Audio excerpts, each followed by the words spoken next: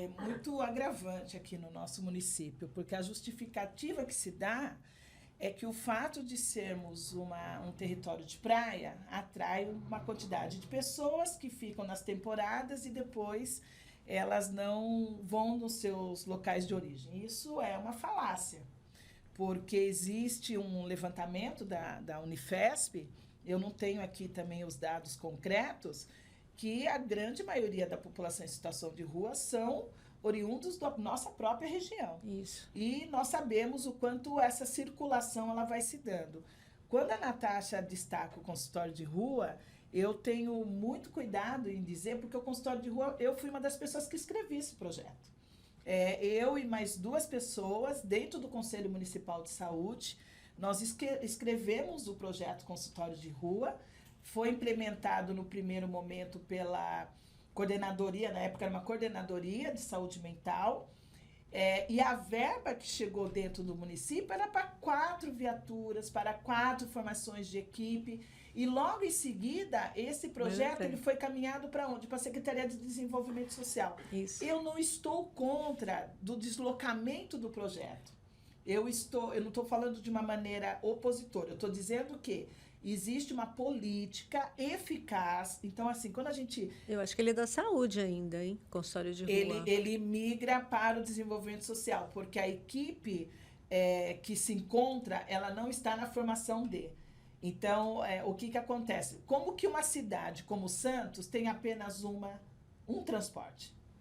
E esse papel do consultório de rua é nesse sentido que a Natasha fala. Nós que somos da área da saúde mental, inclusive uma vez eu e ela estávamos caminhando na praia e nós presenciamos uma mulher e enquanto nós estávamos voltando, né, saindo do local, nós estávamos acionando a rede pública para para acolher essa situação.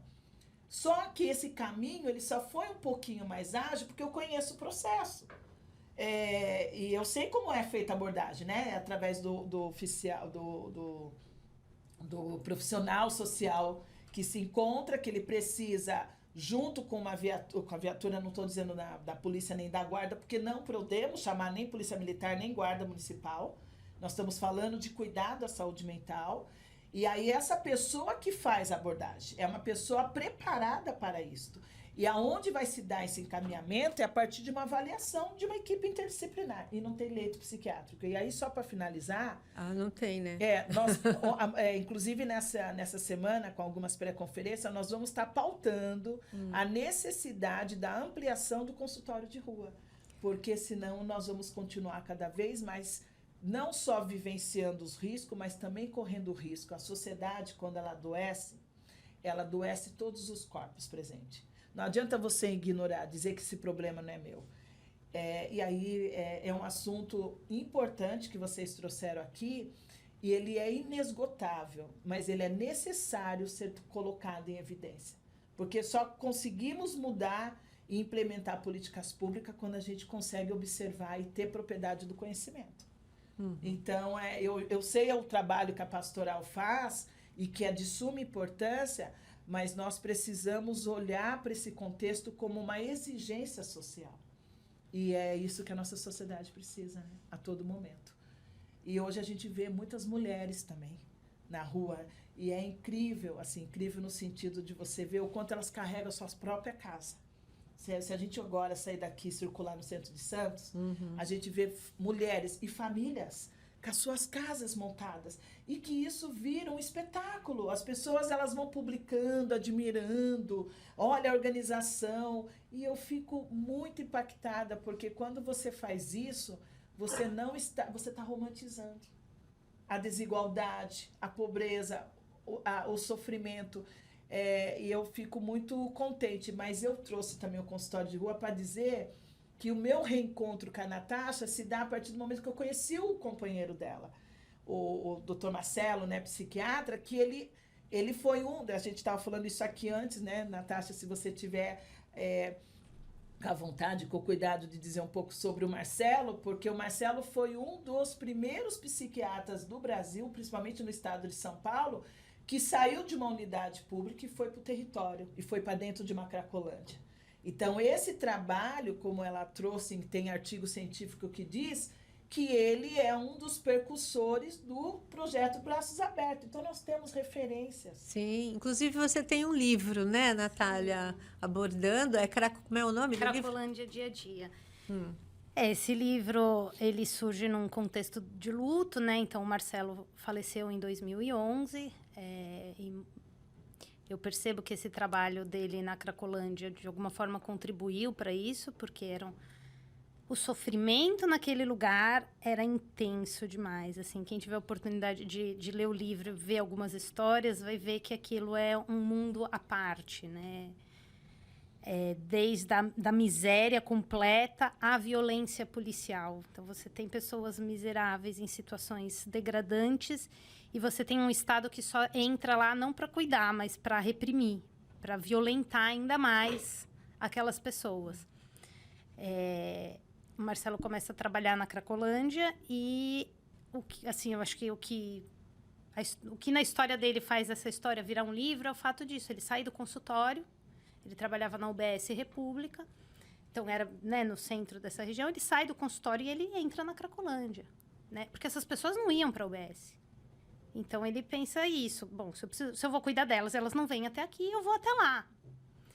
E aí ele encontra esse universo, né, totalmente miserável, que é a vida dos usuários de substância naquela região.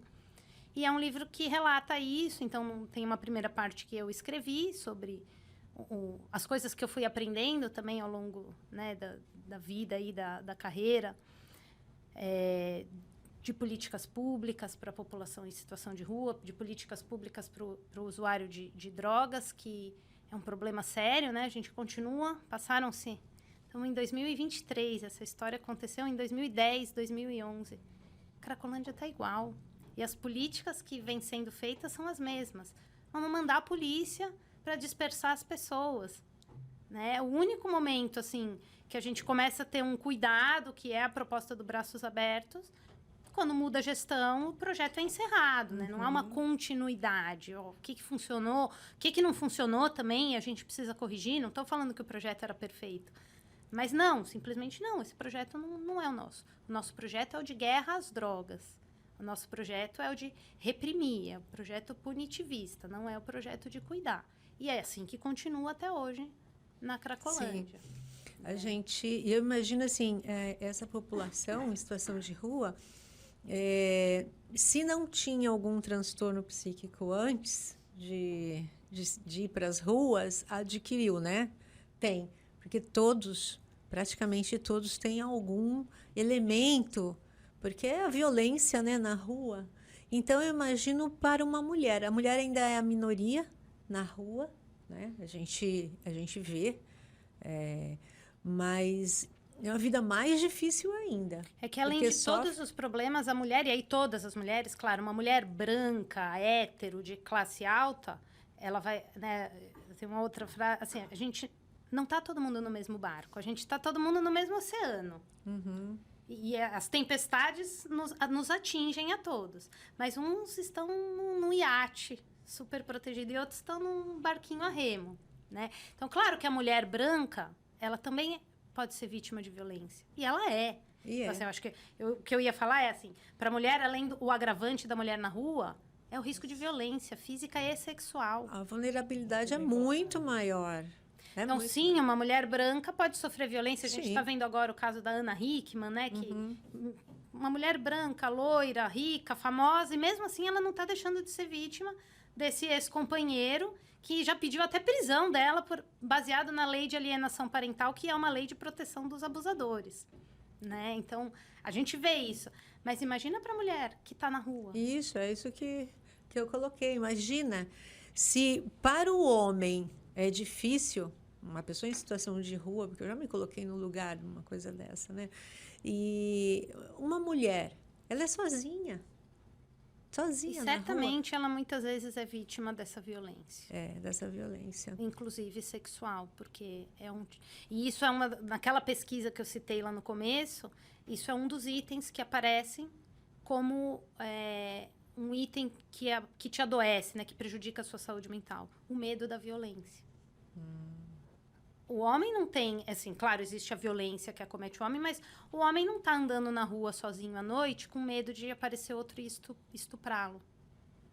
E a gente, em qualquer lugar, né, mesmo na orla, quantas vezes a gente quis voltar a pé 11 horas da noite? Ai, será que a gente vai a pé? Será que não vai? Será que é seguro? Seguro por quê, né? Assim, Sim. qual que é o nosso maior medo?